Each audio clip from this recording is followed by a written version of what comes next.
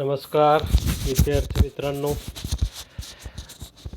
मागच्या तासाला आपण स्थूल अर्थशास्त्राची व्याप्ती, स्थूल अर्थशास्त्राच्या व्याख्या यासंबंधीची माहिती घेतलेली आहे.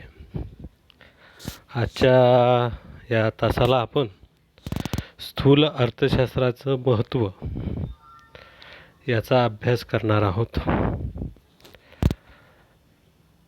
येथील पहिला मुद्दा जो आहे तो आहे अर्थव्यवस्थेची कार्यपद्धती. स्थूल आर्थिक विश्लेषण आपल्याला आर्थिक व्यवस्थेच्या कार्यपद्धतीची कल्पना देते. हे विश्लेषण व्यापक आणि गुंतागुंतीच्या अर्थव्यवस्थेतील एकूण आर्थिक चलांचे वर्तन समजून घेण्यास सहाय्य करते. विद्यार्थी मित्रांनो, या ठिकाणी आपण हे लक्षात घेणं गरजेचं आहे.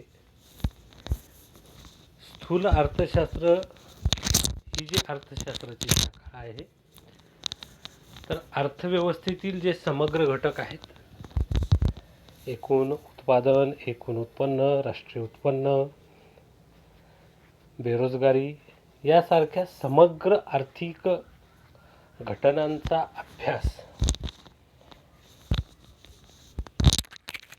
करण्यासाठी या स्थूल अर्थशास्त्राचा उपयोग होत असतो.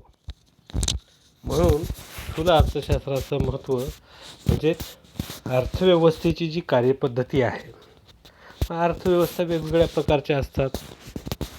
काही साम्यवादी स्वरूपाच्या अर्थव्यवस्था असतात, काही भांडवलशाही प्रवृत्तीच्या अर्थव्यवस्था असतात, तर काही अर्थव्यवस्था ह्या मिश्र स्वरूपाच्या अर्थव्यवस्था असतात. आता आपण पाश्चिमात्य राष्ट्रांचा जर विचार केला तर त्यामध्ये भांडवलशाही अर्थव्यवस्था मोठ्या प्रमाणात दिसून येतात. चीन, रशिया यासारख्या देशामध्ये पूर्वी साम्यवादी अर्थव्यवस्था म्हणजेच उत्पादनाची सर्व साधने शासनाच्या मालकीची होती आणि तेच भारताने समाजवादी समाजरचनेचा स्वीकार केला आणि भारताने मिश्र अर्थव्यवस्थेचा पुरस्कार केला, ज्यामध्ये उत्पादनाची साधने ही काही अंशी सरकारच्या मालकीची तर काही अंशी खाजगी भांडवलदारांच्या मालकीची. म्हणून अर्थव्यवस्था कशी आहे हे समजण्यासाठी आपल्याला स्थूल अर्थशास्त्राचं महत्त्व जे आहे लक्षात दिसून येतं. या ठिकाणी दुसरा मुद्दा आहे आर्थिक चढउतार.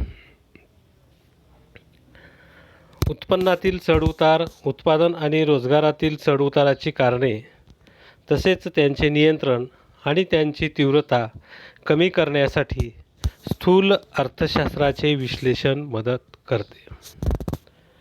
तर विद्यार्थी मित्रांनो, स्थूल अर्थशास्त्राचं दुसरं महत्त्व हे आहे की अर्थव्यवस्थेमध्ये जे काही चढ उतार येतात, मग राष्ट्रीय उत्पन्नामध्ये मोठ्या प्रमाणात वाढ होते किंवा घट होते.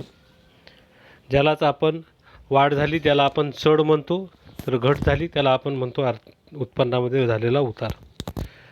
उत्पादन आणि रोजगारातील चढ उताराची कारणे, उत्पादनामध्ये पण वाढ होते, घट होते, रोजगारामध्ये सुद्धा वाढ आणि घट होते.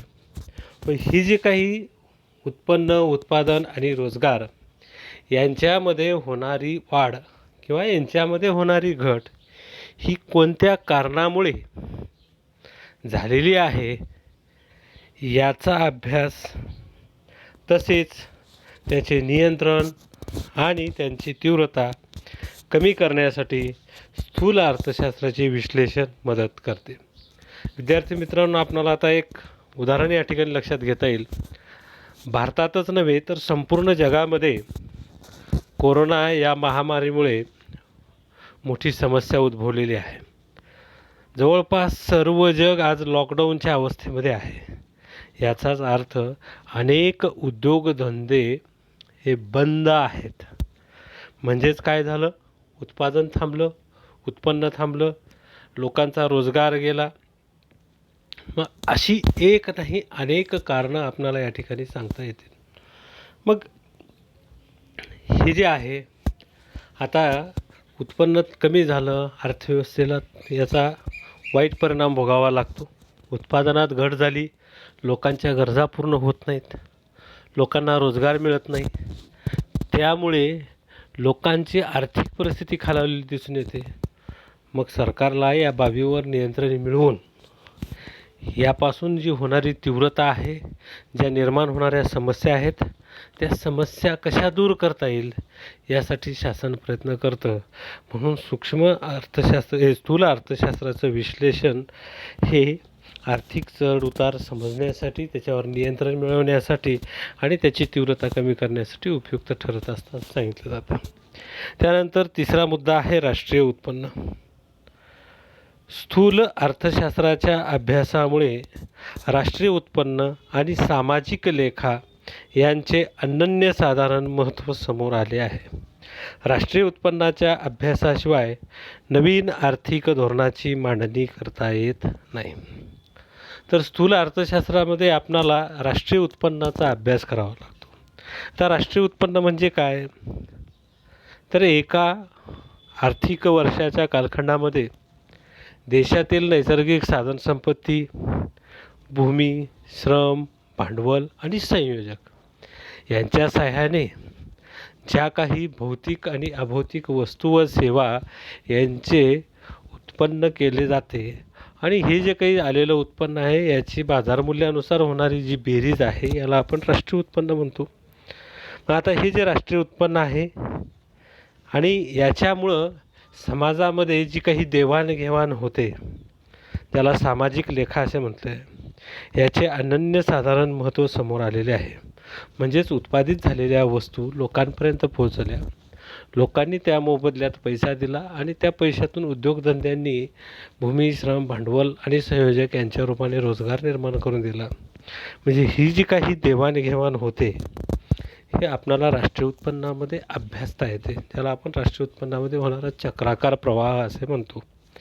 तर ह्या राष्ट्रीय उत्पन्नाच्या अभ्यासाशिवाय नवीन आर्थिक धोरणाची मांडणी करता येत नाही.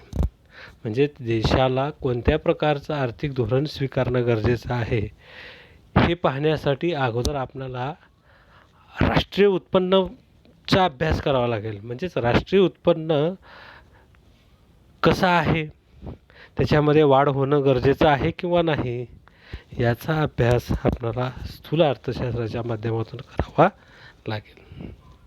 यानंतर चौथा मुद्दा आहे तो म्हणजेच आर्थिक विकास. स्थूल अर्थशास्त्रातील प्रगत अध्ययनामुळे विकसनशील देशातील दारिद्र्य, उत्पन्न व संपत्तीतील विषमता, लोकांच्या राहणीमानातील फरक इत्यादी समस्या समजण्यास मदत होते. ते आर्थिक विकास साध्य करण्यासाठी मदत करते. आता या ठिकाणी संपत्तीमध्ये असणारी विषमता, लोकांच्या राहणीमानामध्ये असणारा फरक, यामुळे आर्थिक विकास साध्य करण्यासाठी स्थूल अर्थशास्त्र या ठिकाणी उपयुक्त ठरतं. तर विद्यार्थी मित्रांनो, या ठिकाणी आपल्याला हे लक्षात घेणं गरजेचं आहे की समाजातील प्रत्येक व्यक्तीच्या गरजांची पूर्तता होणं गरजेचं आहे आणि ह्या गरजांची पूर्तता जर करायची असेल तर संपत्तीचं जे काही विषम वाटप झालेलं आहे त्याला कुठंतरी समपातळीवर आणण्याचा प्रयत्न करावा लागेल. लोकांच्या राहणीमानामध्ये बदल घडवून आणायचं आहे. लोकांचं राहणीमान निकृष्ट असलेलं राहणीमान जे आहे ते उच्च दर्जाचं करणं गरजेचं आहे. मग आता हे करायचं असेल म्हणजेच आर्थिक विकास साध्य करावा लागेल. मग आर्थिक विकास करायचा म्हणजे काय? तर देशामध्ये असणारं जे काही सर्वव्याप्त दारिद्र्य आहे ते कमी करायचं आहे आपणाला. त्यासोबतच लोकांना आरोग्य, शिक्षण, अन्न, वस्त्र, निवारा या मूलभूत गोष्टींची पूर्तता करून देणं हेही तेवढंच महत्त्वाचं आहे. आणि त्यासाठी म्हणून स्थूल अर्थशास्त्रामध्ये आर्थिक विकास ही संकल्पना महत्त्वाची मानली जाते. त्यानंतर पुढं आहे 5वा मुद्दा, अर्थव्यवस्थेची कामगिरी. संपूर्ण अर्थव्यवस्थेच्या कामगिरीचे विश्लेषण करण्यासाठी स्थूल अर्थशास्त्र मदत करते. राष्ट्रीय उत्पन्नाच्या आकडेवारीचा उपयोग दीर्घकाळात अर्थव्यवस्थेच्या कामगिरीचे मापन करण्यासाठी केला जातो. एका कालावधीतील उत्पादित वस्तू व सेवांची तुलना दुसऱ्या कालावधीतील उत्पादित वस्तू व सेवांशी केली जाते. आता अर्थव्यवस्थेची कामगिरी ही अत्यंत महत्त्वाची बाब आहे.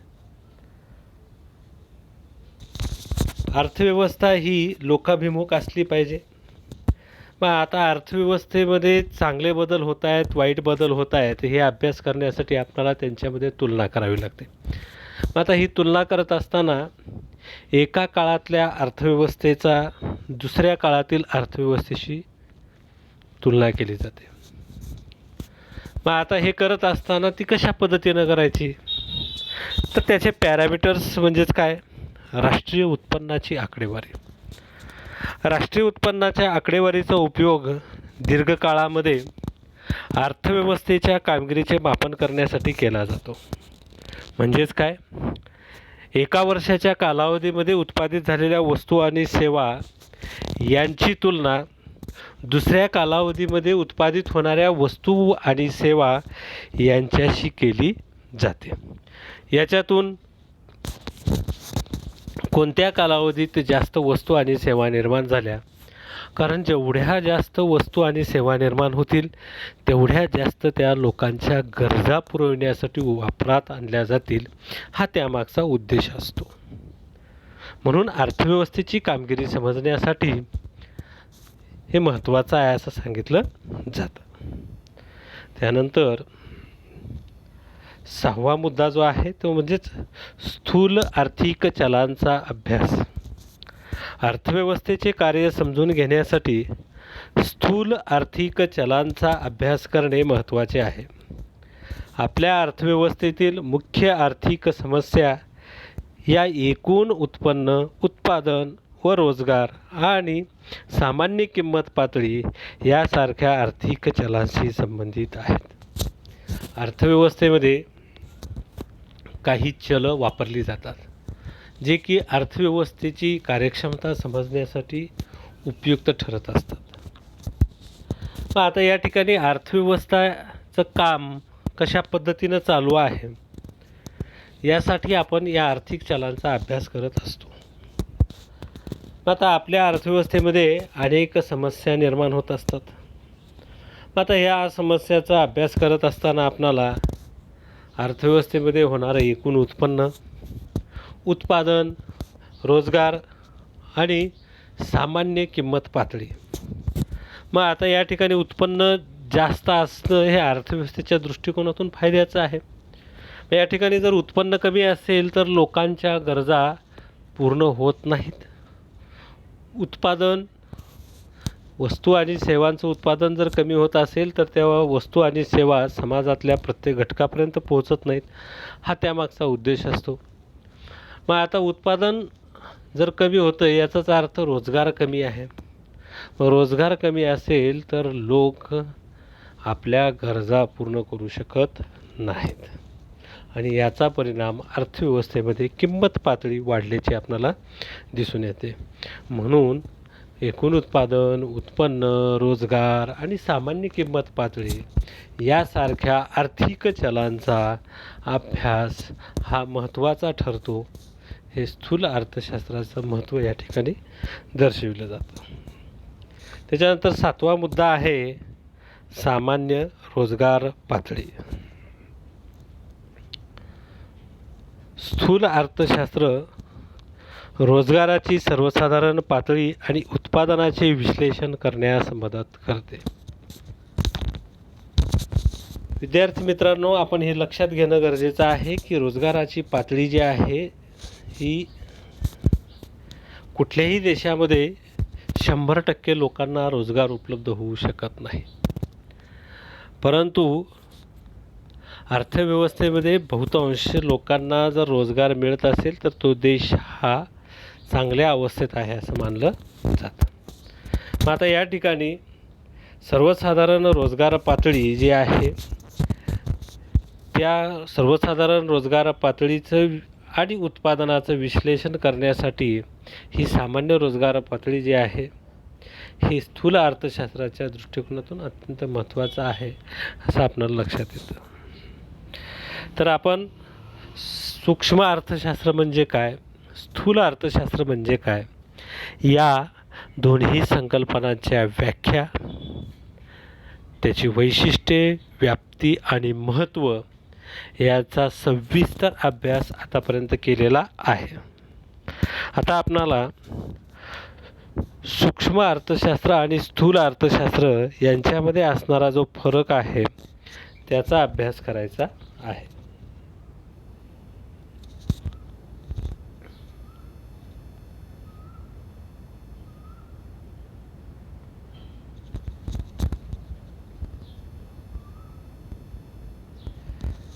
तर सूक्ष्म अर्थशास्त्र आणि स्थूल अर्थशास्त्र यांच्यामधला फरक पाहत असताना आपल्याला अर्थासंबंधीचा फरक पाहिजे. सूक्ष्म अर्थशास्त्र हे अर्थव्यवस्थेतील वैयक्तिक वर्तनाचा किंवा वैयक्तिक घटकांचा अभ्यास करते, तर स्थूल अर्थशास्त्र हे संपूर्ण अर्थव्यवस्थेतील एकूण घटकांच्या वर्तनाचा अभ्यास करते. विद्यार्थी मित्रांनो, हे लक्षात घेणं गरजेचं आहे. सूक्ष्म अर्थशास्त्र म्हटलं की अर्थव्यवस्थेतील वैयक्तिक घटक आणि स्थूल अर्थशास्त्र म्हटलं की एकूण घटक किंवा समग्र घटकाच्या वर्तनाचा अभ्यास, हे आपण लक्षात ठेवणं गरजेचं आहे. या ठिकाणी दुसरा फरक जो आहे तो म्हणजे साधनांचा. वैयक्तिक मागणी आणि वैयक्तिक पुरवठा ही सूक्ष्म अर्थशास्त्राची साधने आहेत, तर समग्र मागणी आणि समग्र पुरवठा ही स्थूल अर्थशास्त्राची साधने आहेत. तिसरा मुद्दा व्याप्ती. वैयक्तिक मागणी आणि पुरवठा, उत्पादन किमती, उत्पादन घटकांच्या किमती, उत्पादन, उपभोग, आर्थिक कल्याण इत्यादी घटक हे सूक्ष्म अर्थशास्त्राची व्याप्ती दर्शवितात. तर राष्ट्रीय उत्पन्न, सामान्य किंमत पातळी, रोजगार, पैसा हे स्थूल अर्थशास्त्राची व्याप्ती दर्शवितात.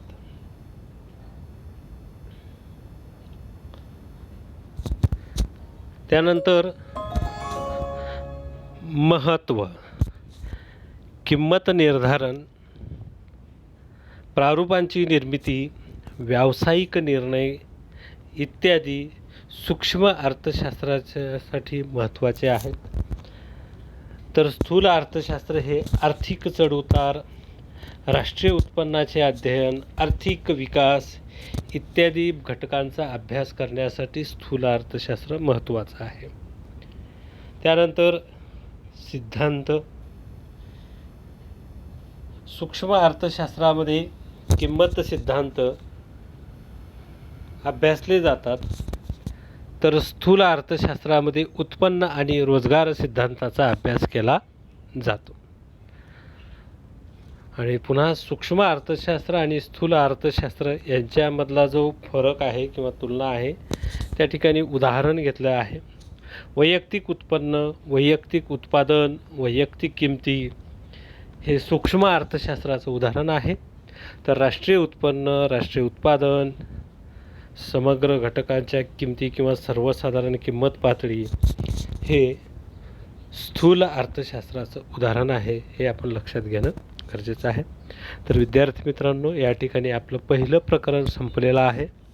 आपण नंतरच्या तासाला पुढील प्रकरणासाठी भेटूया. तोपर्यंत नमस्कार, धन्यवाद.